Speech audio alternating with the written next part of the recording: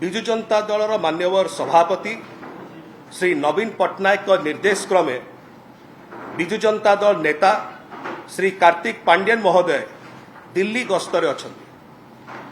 केतेक निर्दिष्ट गणमाध्यम तांको दिल्ली गस्त को नहीं अत्यंत अरुचिकर और तथ्यविहीन मंद उद्देश्य प्रणोदित एवं विभ्रांतिकर खबर प्रसारण करुछंती।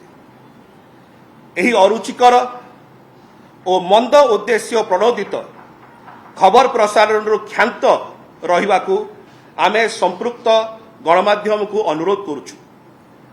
कौनसी दलर नेता बा नेतृवृंद कौनसी स्थान को गस्त कले गणमाध्यम को सूचना दे जिबार कौनसी प्रावधान नहीं।